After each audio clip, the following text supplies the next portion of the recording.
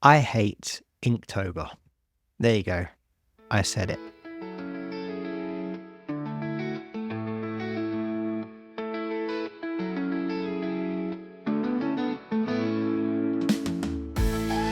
Let's talk about some of the reasons why I hate Inktober. Welcome to Inking Out Loud, the podcast where we talk about making comics and everything art related. This is episode number 2, and we are going to talk about the world famous Inktober and some of the reasons why I really dislike Inktober.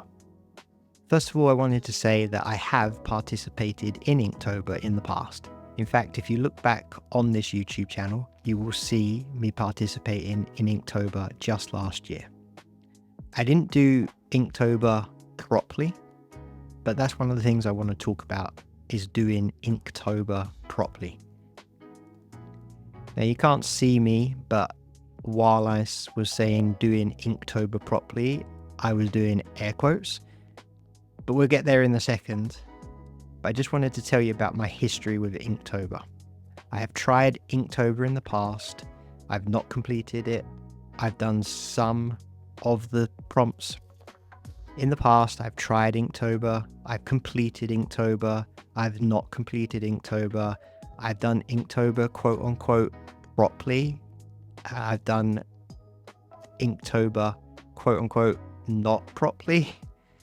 And I have a bit of a love-hate relationship with Inktober. First of all, there might be people out there thinking, what is Inktober?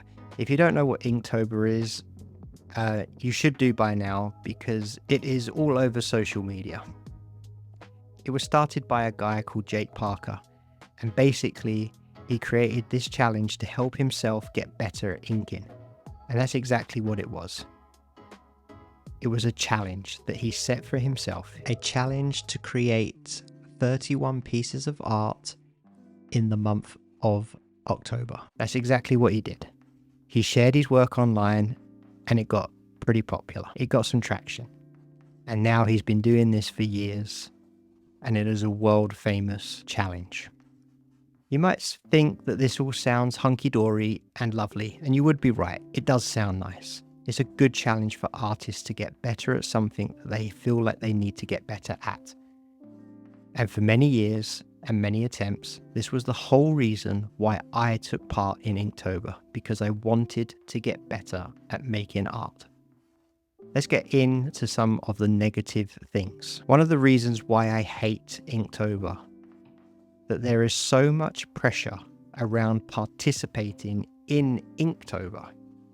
First of all, you have the pressure of doing a brand new art piece every single day. Now, don't get me wrong, for some people that do this day in, day out, this will not be a challenge for them. They will do their piece of art, they will work on it, they will get it finished, they will post it online, they will get hundreds, maybe even thousands of likes on their Instagram post. And this will not be something that is difficult for that person.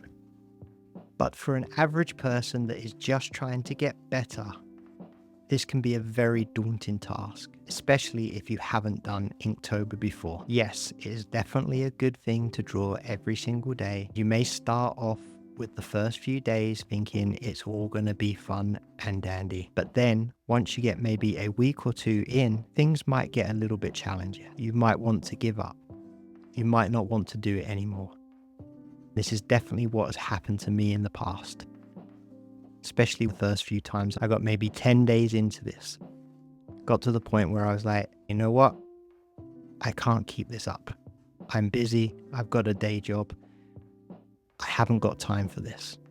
The other thing that puts pressure on you nowadays is the amount of people posting their Inktober pieces to social media. If you search here on YouTube or Instagram or any other social medias for Inktober, you will see an abundance of what I would call mostly professional, maybe not mostly, but a lot of professional quality pieces that have participated in Inktober. If again you're an amateur and you're looking at these posts, you may feel a lot of pressure to try and match up to that quality. When you're looking around your social medias or you open up your Instagram feed, just trying to look for inspiration of what to draw, all you're greeted with is masterpieces. People that have spent 10, 15 hours doing one piece of work. It's almost like imposter syndrome. You're going to be sitting there and comparing yourself to others when the challenge isn't about that. If you go back to the reason why Jake Parker started Inktober, it was just to get better at art. It wasn't to compare yourself with other people. There are so many different aspects of everybody's lives, and you could sit there and go, hey, you know what? I can only spend 10 minutes a day doing this. That would be okay. But then when you look at some of the artworks that people have spent maybe 10 hours on, you can't compare those two things. They are completely different. The next thing I want to talk about is the need to follow the golden rules. Again, I'm using those air quotes behind the microphone so you guys can't see that. But what I mean by golden rules is there's this thing in the past of Inktober where it seems like you have to do Inktober the right way or you're not doing Inktober. I think it was a few years ago, I'm pretty sure that I read that Jake Parker himself on a blog post made a comment about not being able to use digital inking in Inktober projects. For me, I mostly do comics and I mostly do digital work, and when I read that I thought, oh, okay, I can't do Inktober this year just because the guy who created it said that it's my form of art isn't allowed. I know things have changed now maybe, but the point for me is I wanted to use Inktober as a way of getting better at making comics. And at the time, I thought I just couldn't do it, and I wasn't allowed to put a hashtag of Inktober on there just because somebody said I couldn't. It felt like I couldn't partake in something just because I wasn't doing it correctly.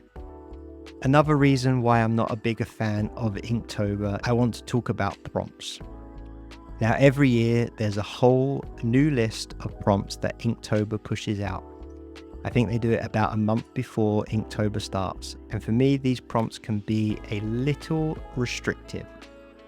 Again, I'm looking at mostly amateurs that are trying this for maybe the first time. I'm looking at people that are just using this project to get better at something, at doing art. And if you look at a prompt list, you might be sitting there going, I have no idea what to draw for this prompt. Then what do? Do you sit there and spend hours looking at the prompt and having no idea what to draw? Is there a possibility that sometimes when you don't know what to draw, just because you're not knowing what to draw from a prompt, are you possibly not going to draw that day just because you can't think of something to draw? Are you going to skip that day? You shouldn't have to. Again, remember, Inktober is just a form of practice. It's a use case scenario for getting better at your craft. If you skip that day, then you might not have done any drawings for that day. So you haven't practiced. Your day, your time has been wasted just because you couldn't think of something to draw from somebody else's prompt list. When in reality, you could just open up your sketchbook, grab a pen, spend 5 minutes drawing something, anything, and this time spent would have made you improve. For me, the biggest reason that I don't like Inktober anymore is that it's not fun for me anymore. And drawing, practicing drawing, and creating art should always be fun and something that I enjoy doing. If it's not enjoyable for me, then why am I doing it?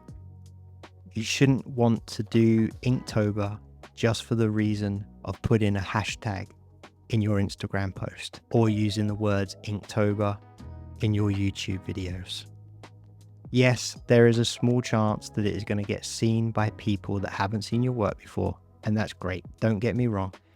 I completely agree with using Inktober as a social media accelerant if you want to. Back in the day, it was quite easy to use these accelerants to boost your artwork and get new eyes on your artwork.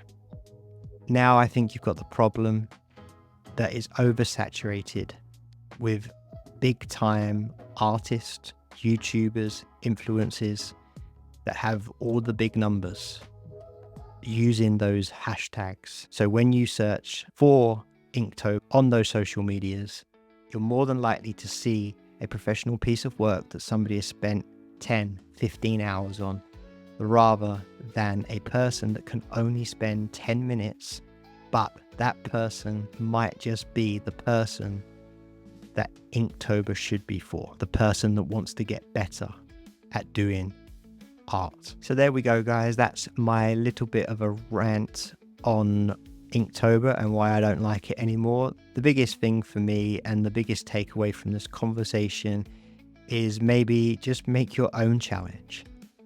Make your own daily challenge, make your own weekly challenge, make your own monthly challenge. Whatever you do, you can do it yourself. And the biggest takeaway is just have fun, create, do the work, put in the effort to make it fun for you, and don't make it a chore.